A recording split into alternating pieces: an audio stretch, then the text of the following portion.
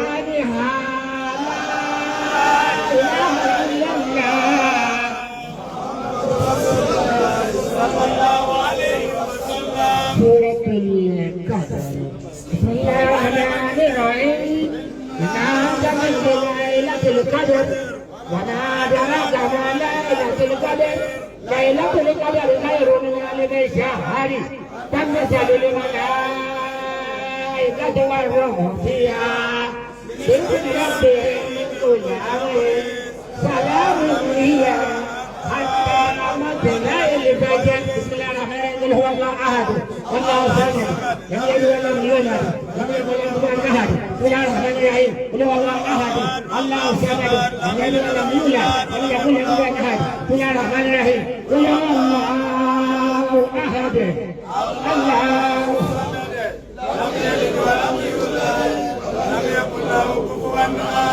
ní ìparí bàbá agbúgbàtẹ kò tó bàbá mi ní láfi wọn pàdé ilé ìwòsàn bọ́ọ̀lù ẹ̀mí ilé wà láì báwo ni ti sọ̀rọ̀ yìí kọlà láyé wọn lè kéwu rárá.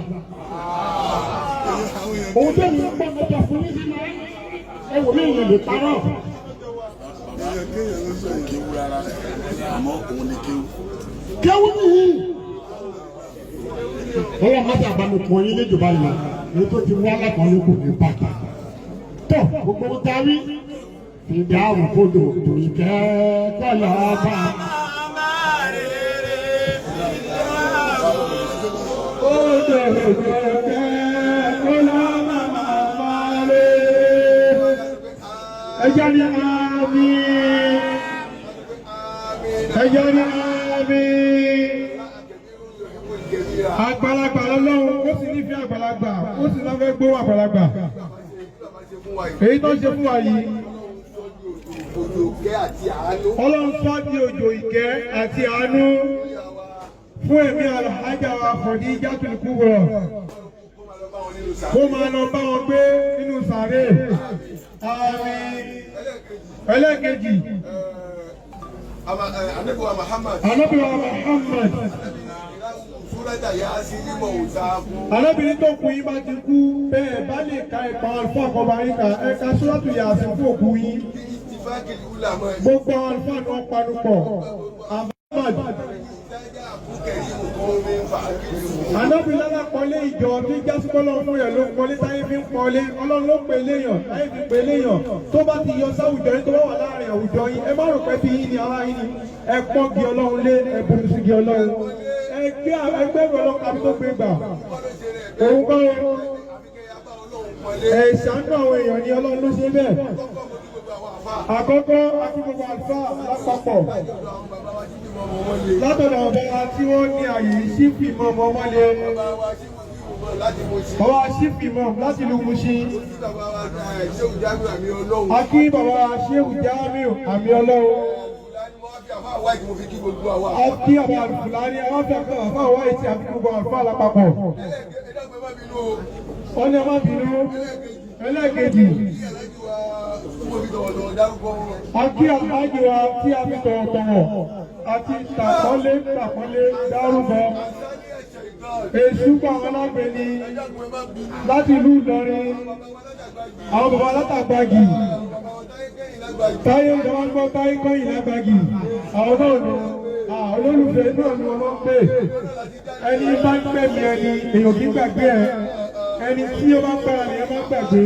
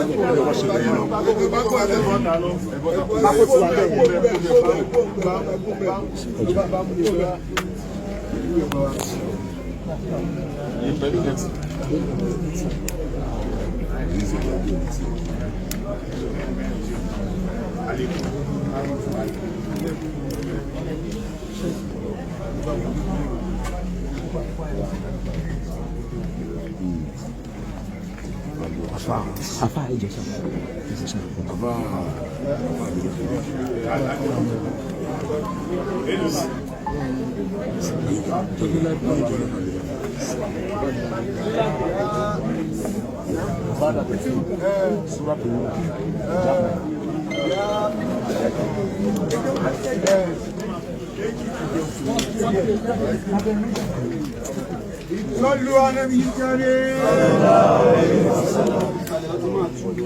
صلوا على النبي الكريم صلوا على النبي الكريم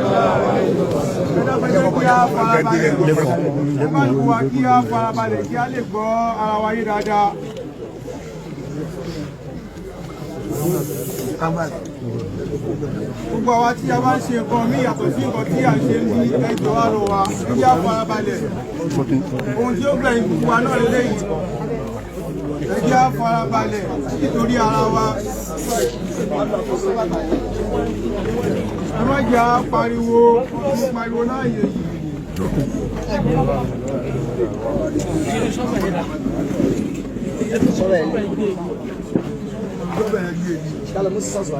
Sísọ́sọ́ alárántí ṣó wà ń tó sí ni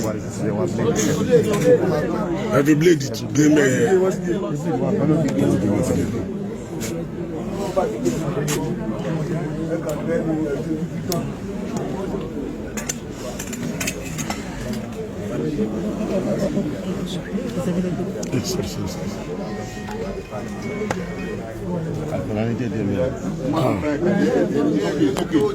Ẹni tí o bá ti níṣẹ́ mi tó fẹ́ ṣe ń bẹ̀ yẹn ẹ̀rọ àkó báyìí fún ẹjọ́ àṣẹrí ẹni tẹ́ bá kú yẹpẹ ẹni máa padà ṣe yẹ ọ̀dà ìkọ́ bọ́sì tà lọ́wọ́ sí. ìyẹn ní fọ́tò ẹ̀ súnmọ́ yìí díẹ̀ tẹ́ bá ti níṣẹ́ ń bí tẹ́ bá ti níṣẹ́ ń bí ẹ máa wọlé jẹ́gẹ́ ní bọ́sì tà náà. ẹ bọ́ sẹ́yìn. Khadija ọmọ Hawa orúkọ ẹni ìjánu ẹni òṣìṣẹ́ òṣìṣẹ́ tó tí wọ́n bá ti dé àyè tá a wà yìí ó ti di ọmọ kékeré àtijọ́ jẹ́gbẹ́.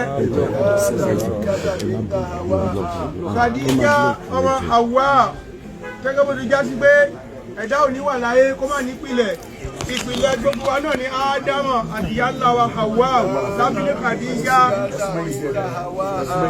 ní Khadija ọmọ Hawa. Ayé lọ́jà ọ̀run nílé rántí bó ti lólé ayé o rántí gbogbo ohun tó gbélé ayé ṣe rántí bó ti lu àsìkò ẹ rántí bó ti lu ọdún rẹ. Èyí tá a mọ̀ mọ́ ẹ náà ni pé o gbà ó sì yẹ dọ́kàn pé Ọlọ́run lọ́lọ́run ó gbọ́kànlé nǹkan míì lẹ́yìn Ọlọ́run. Wàbí Muhammadu nàbí àwọn ànábì ti pọ̀ tọ́lọ́run rán sílé ayé èyí tó gbà lánàbì tiẹ̀ tó tẹ̀lé tó gbà fún òun náà ni ànábì wa Muhammad. Ẹ̀sìn pọ̀ lórí ọ̀ràn ọ̀pọ̀ ló ń ṣẹ̀sí ló ń ṣẹ̀sì ẹ̀sìn tí wọ́n mú lọ́kùnkúndùn tó sì tó gbà fún òun náà lẹ̀sìn Islam láyé fi ń pè ẹni mùsùlùmọ́ ọ̀nà ń pè lálàájá. Ìwé pọ̀ tọ́lọ́n fi rán ànábì wa tí wọ́n wá sílé ayé ìwé tó gbà fún tó ní gbọ́rọ̀ rẹ̀ kí o má tẹ̀lé náà ní sọ wípé Ọlọ́run sọ báyìí kó má ṣe ohun tọ́lọ́run sọ òun náà l'Al-Qur'ani. Khadija binta Hawa. Khadija ọmọ Hawa. Ya Khadija binta Hawa. Khadija ọmọ Hawa bí tí ń jásí pé Hawa ló bí gbogbo alápapọ̀ ìyá gbogbo wa ni olówó ló jẹ́ ni ọkùnrin ló jẹ́ ni olóyè ló jẹ́ ni president ló jẹ́ ni níbi tó ti wá náà ni Hawa. a ní wọ́n máa gbàgbé ẹni bá sùn ni wọ́n máa ń jí wọn kì í jí ẹni tó kú ọrọ̀ rántí wo ti lólé ayé o.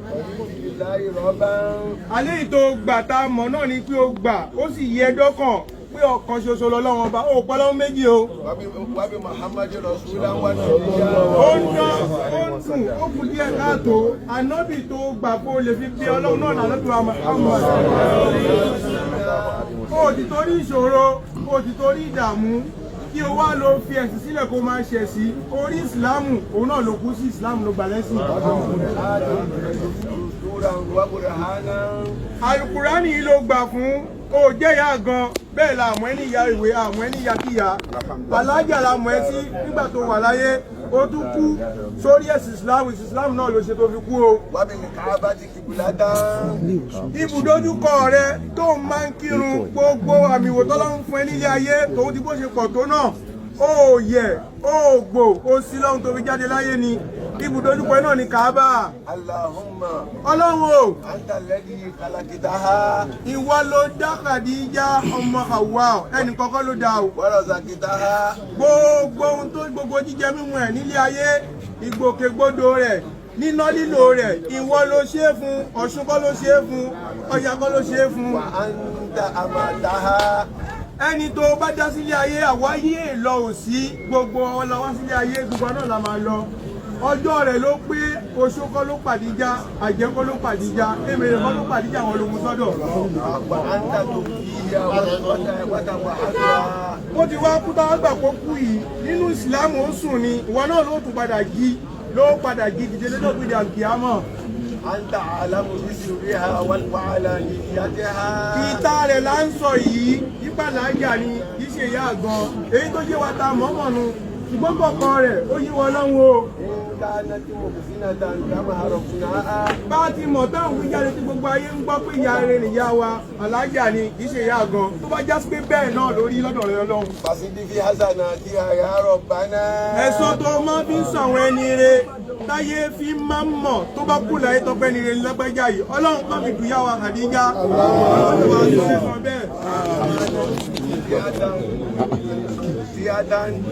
Tó bá wá já sí pé ojúlẹ̀ já ń wò Ọlọ́run lórí inú ẹ̀dá ò ní mọ̀ rírìn kórí ó má mì a kì í mọyán kó má di kókó kò sí bá ti fẹ́ mọ̀ dí fọ̀ láyé kó má rùn o a lè mọ̀ wẹ́wẹ́ ká má fara kó mi tó bá ní àṣìṣe tó ní àmọ̀ṣe tí Khadija ọmọ Hawa ṣe lọ́dọ̀ rí Ọlọ́run. Fa'fu anha wa tajawaz an sayyi'atiha.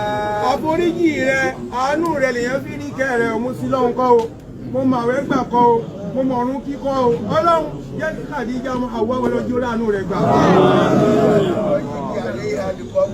Ilé àkọ́kọ́ leléyìí lẹ́yìn ìgbà tó ti papòdà tó ti pafùrọ̀dé tó ti ń jẹ́ orúkọ àjẹrọ̀run àbẹ̀gbé Ọlọ́run má fúnlẹ̀ sàárè mọ́.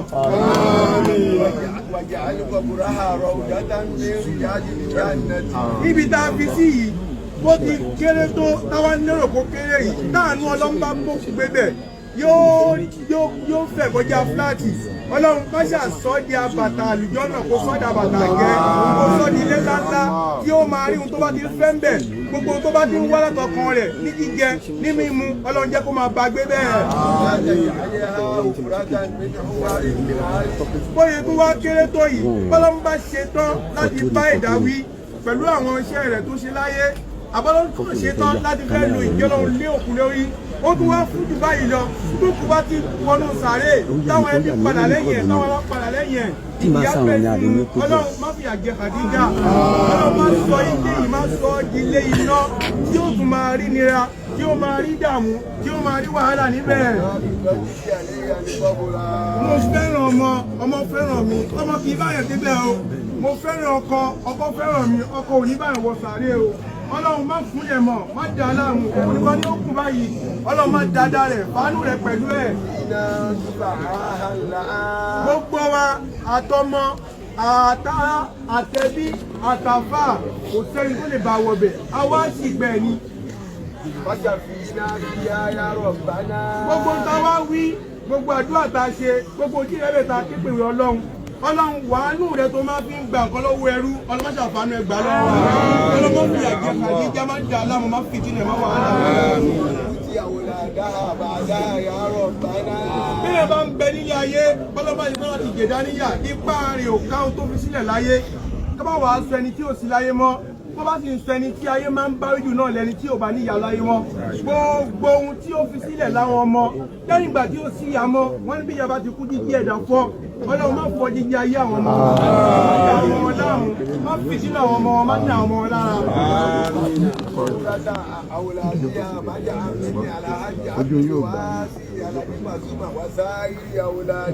gbogbo èrò ẹ̀dá èrò ayé náà yí pé ìyá Paso òun náà ló ṣùpá Paso òun náà ní kúńbẹ̀ náà lọ́wọ́ dé ògbó ẹ̀ mọ́ ìyá Paso ti wá kú báyìí ọlọ́run wá wọlé bí ìyá Paso ti wá kú ìwọ́lá gbálùkùrá ní òkú ìmọ́lẹ̀ rẹ̀ ọlọ́run òkú ògbó Paso ọlá Paso àti gbogbo àbọ̀ lẹ́yìn ẹ̀ ọlọ́mọdé owó ọkùn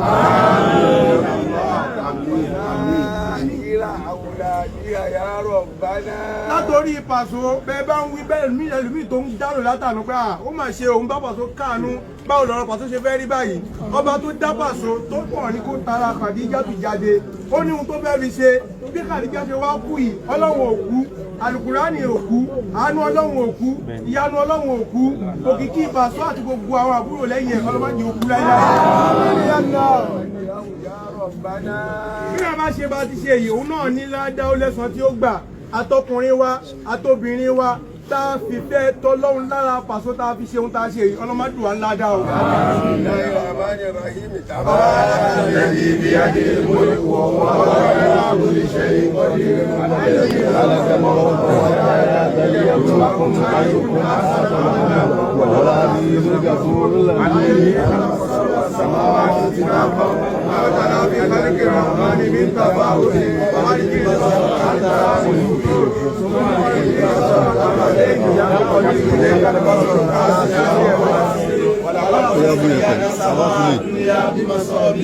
وجعلناها رجوما للشياطين وأعتدنا لهم عذاب وللذين كفروا بربهم عذاب وبئس المصير إذا أغلقوا فيها سمعوا لها شهيقا وهي تفور تكاد تميز كلما ألقي فيها فوج سألهم عذابها لم يأتكم يدعون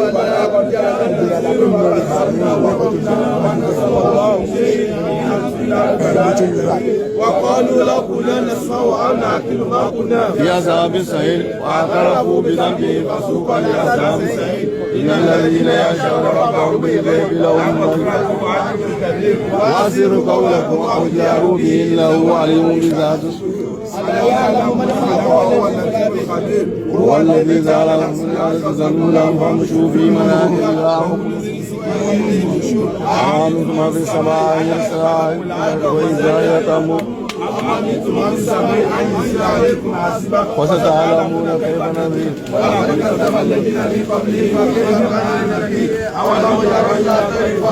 صفات tànìyẹn tó nídìí ẹ máa ṣàmì kò nídìí ẹ máa ṣàmì.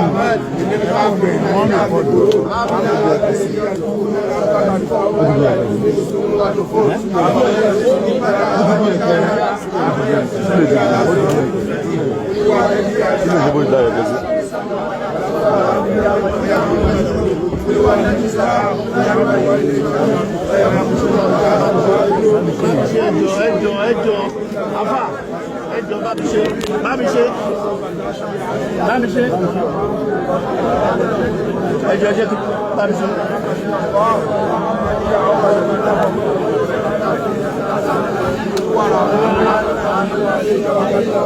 Oya, ṣe bá mi ṣe dà.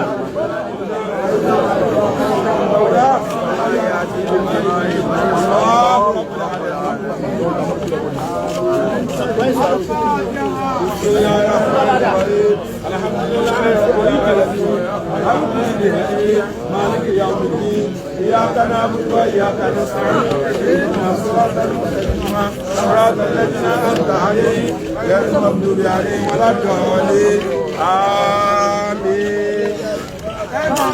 pẹ̀lẹ́ lórí o. Ẹ̀kọ́ ìpàgọ́ lórí. Ó lọ́wọ́ àdúgbò ẹwà ààrẹ pàdé lọ́dọ̀ láti wọ́n tó ń pàdé lálàá ní wọn ni. Ará yá ti rọ̀ ọmọ kí pàdé pọ̀. Ẹjọ́ ẹ̀fọ́